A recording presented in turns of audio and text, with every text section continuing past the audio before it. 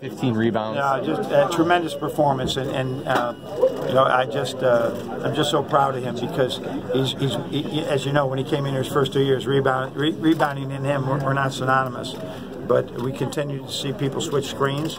And so one of the plans today was, no, when they switch, just go down. We might not be able to get you the ball with all the help, just rebound it, and he did a great job. You guys probably don't win this one without your bench. Can you just talk about the minutes you got? Yeah, I think that was big. I just sense right now when I know Muhammad really well, and when he's that ball looks good coming out of his hand. It's got good arch on it, or he's doing some things. I just felt he might have been a little tired. This is the 40th game, and he's played a lot of minutes. So I said, let's go with JP. He can give us something, and as well as Isaiah. I just thought Duncan as well. Duncan was right there, but the ball wouldn't go in. Let's just give him a little bit of a break here.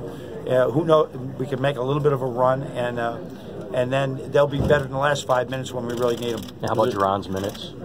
Jaron Simmons. Jaron did a good job. I don't like the two terms, but him and Xavier did not have a great day with the ball.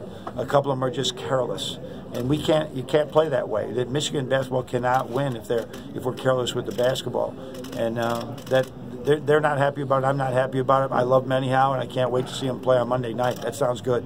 When did you finally exhale tonight? I still haven't yet. Right after you ask this question, probably. What does it say about I mean, I will maybe exhale in the morning when I wake up.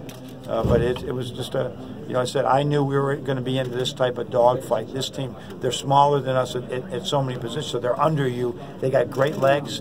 It's a great defensive plan. It's tough to get by them. And then to create leverage with all the switches.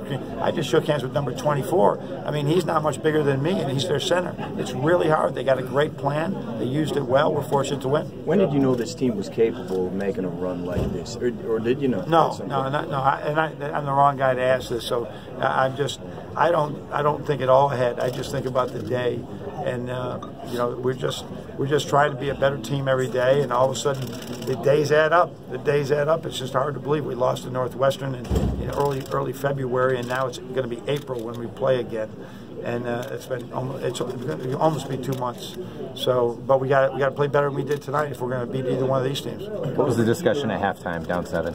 Yeah, I didn't like the way that ended with the shot there. We missed a 1-and-1. And then the shot there, so we're better than this. We had 1 assist and 8 turnover. Just check it out. You'll probably never, you can't check it out. There's never been a Michigan team or a West Virginia or Richmond or Canisius or Lemoyne team that was 1 assist and 8 turnovers in the first half. And we didn't take care of the ball, and we didn't make shots. We were down 7, and felt okay. And they had the ball coming out too. All right, how are we going to do this? We're just going to, we understood how they're playing us a little bit more, got to change our attack, and it worked really well. Coach, what keyed the run in the second 18 half? minutes in the first half, 17 minutes. Yep. I don't remember last time that happened. Yep. Conditioning-wise, are you guys worried at all? Yeah, he's going to. No, he'll be able to hold up, but we got to give him a lot of rest tomorrow. He's got to look at it all. But it was like, all right, give him more rest. And John got in foul trouble in the first half, and that was the issue. He continues to put his hands forward, right, and instead of up, and he's drawing fouls, and we talk about it, and it's. But Mo, we played him a lot. Probably too many minutes, but that's what we had to win the game, so we could play money. But he'll have day to rest. He's pretty good at that.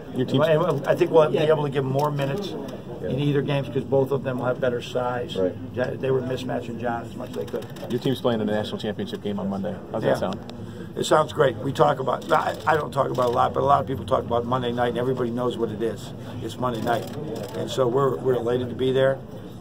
We have, as you know, we have a very strong following, whether it's New York, whether it's LA, whether it's the United States, all over the world. And it means so much to us to have so many people rooting for Michigan in a national championship game because we have such a great basketball tradition. So I'm thrilled to be a part of it. Coach, more than the points and the rebounds, the energy that Mo brought. I mean, how much of an impact does that have? He brings it every day, though. This is the way it is every day. He says he'll say he gets taped late before our practices, and he said, "Oh, Coach, I have to get taped. You know, I have to get taped." I said, "Okay, we'll wait for you." And then he runs through the door, and practice starts, and he's ready. I mean, he's ready. He brings energy to everything that he does. Everything. Yes, what keyed the run in the second half? We stole the ball a lot. I don't know how many we had in the first half, but the 10 steals was big because I don't think we still didn't get great baskets in the first half, but we stopped them, and they didn't even get a shot off. So those steals allowed us, even though we didn't convert, it really allowed us to do it. But those those 8, and we didn't turn it over. We had 8 turnovers in the first half, sloppy stuff. So only 3 in the second half. Now you're getting a shot every time.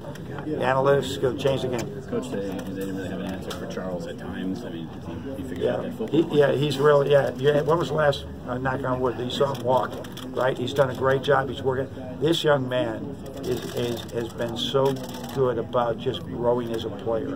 And it's showing off every single day that he goes out there. I mean, it's really good.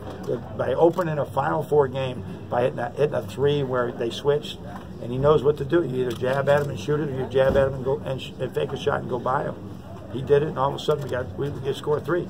So his future is brilliant, absolutely brilliant. Got time for a few more, folks? Yeah, that was big for Gerard to go in and do that. I don't think he's made a 3 in a long time, and I wanted him in there on that stage. He still turns the ball over way too much, but for him to make that shot when we were struggling to get points is huge for us, and he'll be back in there Monday. He knows I don't like those turnovers, and Xavier's such an elite defender.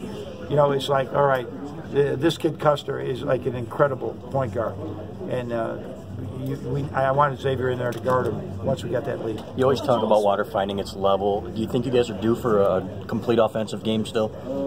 So whoever we play will have something to do with that. I mean, we're talking right now. You've watched us play.